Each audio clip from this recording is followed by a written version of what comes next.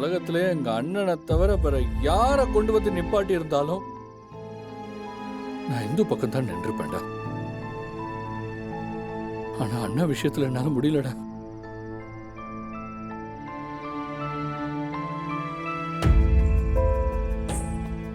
இப்ப சரக்கு அடிச்சு கொண்டாடுற மனநிலையில இல்லடா. புரியுதுடா, உன் வலி என்னன்னு எனக்கு புரியுது.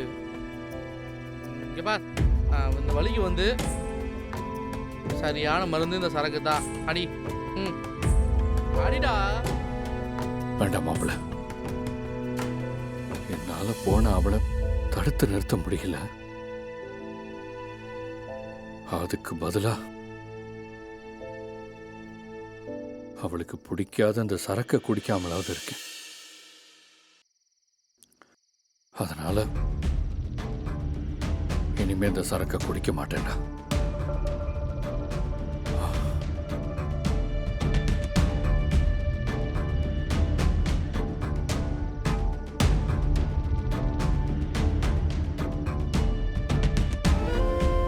இவனுக்குள்ள இவ்வளோ வேலை வந்தது நமக்கு தெரியாமல் போச்சு. நம்மளும் தெரியாமல் பேசிட்டோம். உன்னால எப்படி அந்த இடத்துல எதுவுமே நடக்காத மாதிரி இருக்க முடிஞ்சது? இந்த வீட்டுல பொம்பளைங்க எங்களால தான் எதுவுமே பேச முடியறதில்ல. தலையாட்டிய பொம்மை மாதிரி புருஷன் சொல்ற எல்லாத்துக்குமே தலையாட்டிட்டு உட்கார்ந்துட்டு இருக்கோம். நீயாச்சும் இந்துக்கு ஆதரவா இருப்பேன்னு நினைச்சேன். ஆனா நீ இப்படி ஏமாத்திட்டியே கர்ணா. ஏன் கர்ணா? அண்ணே,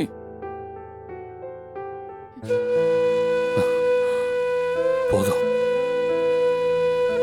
இதுக்கு மேல என்ன திட்டாதீங்க. என்னால தாங்கிக்க முடியாது. நான் படுற அவஸ்தை எனக்கு மட்டும்தான் தெரியும். கொஞ்ச நேரத்துக்கு முன்னாடிதான் பாண்டி எனக்கு கேவலப்படுத்தினான்.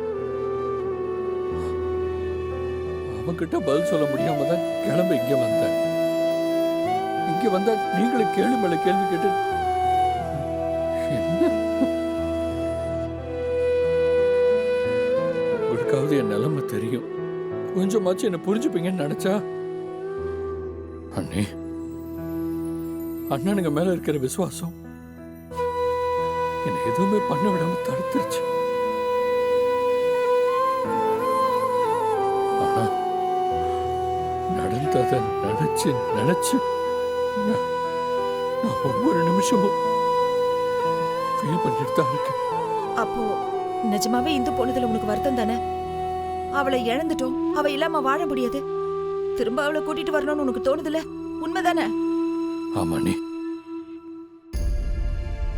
உண்மைதான். சிஸ்டர், தயவுசெய்து மாப்பிள்ளையை வெறுத்துறாதீங்க சிஸ்டர், ப்ளீஸ். அவன் உங்களுக்கு துரோகம்லாம் பண்ணல சிஸ்டர். அவன் சாப்பிட்ட சாப்பாடுக்கு கொஞ்சம் உண்மையா இருக்கான். அதை தாண்டி அவனால் வர முடியல, அவ்வளோதான் சிஸ்டர். என் தம்பி, உங்க ஃப்ரெண்டை பார்த்ததும் மனசு மாறி அவன் பக்கம் சாஞ்சிட்டீங்களா? இந்த மாதிரி ஏதாவது பேசி என் பொண்ணு மனசை மாத்திராதீங்க. ஐயோ அப்பா, அப்படிலாம் ஒன்றும் இல்லைப்பா. நான் யாருக்கும் சப்போர்ட்லாம் பண்ணலை. நான் நேரில் பார்த்தப்ப சிஸ்டரை வெளியே அனுப்பிட்டோன்னு சொல்லிட்டு சின்ன குழந்தை மாதிரி ஏங்கி அழுதுகிட்டு இருந்தான். அந்த ஏக்கம் உண்மைதான் சிஸ்டர். அதை தான் சிஸ்டர் நான் சொல்லிக்கிட்டு இருக்கேன்.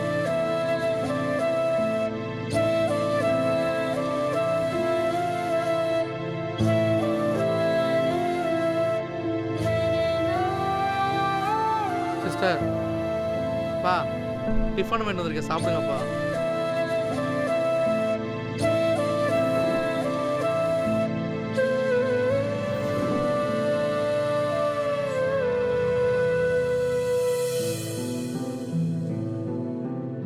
சிஸ்டர் சாப்பிடுங்க சிஸ்டர்.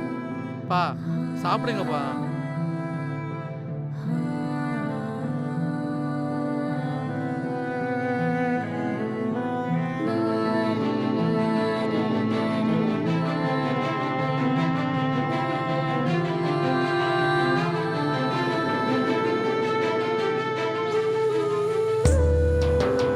அறிவில்லை உனக்கு?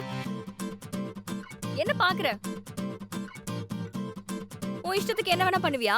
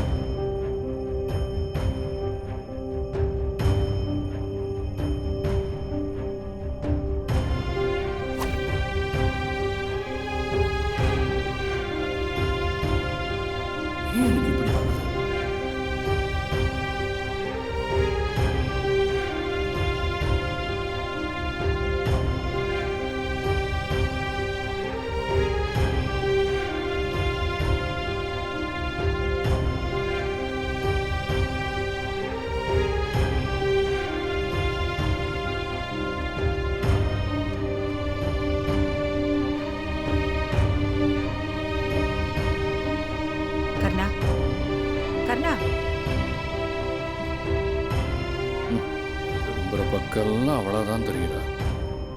அவ போய் ஒரு ராத்திரி கூட அவளை அதுக்குள்ள முழுக்க முழுக்க அவ ஞாபகமாவே இருக்கேன். கர்ணா, டேய் கர்ணா, ஏய் ஏய் இவ மேல கை வைக்கிற வேலைலாம் வச்சுக்காத. டேய் நான் தான் ஜெயந்தி அண்ணிடா. அண்ணி சாரி அண்ணி. அவ என்ன கர்ணா, இந்து ஞாபகமாவே இருக்கா?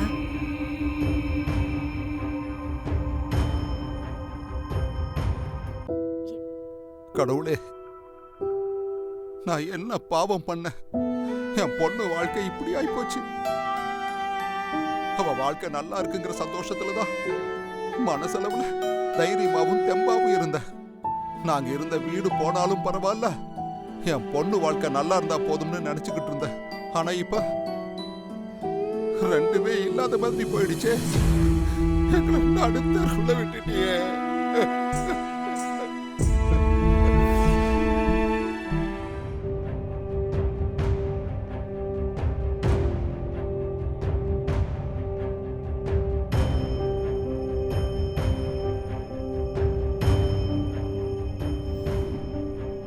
நான் கூட என் மாப்பிள்ள ரொம்ப நல்லவர், அன்பா இருக்காருன்னு நினைச்சேன். ஆனா இன்னைக்கு இவ்வளவு நடந்தும் எதுவும் தெரியாத மாதிரி அமைதியா நின்னுட்டாரே. ஐயோ, இனி என் பொண்ணு வாழ்க்கை என்ன ஆகும்னு தெரியலையே. கடவுளே. அப்பா அப்பா அப்பா ப்ளீஸ் பா, தயவு செஞ்சு புலம்பாதீங்கப்பா. தேவையில்லாம யோசிச்சு உங்க உடம்புக்கு எடுத்துக்காதீங்கப்பா.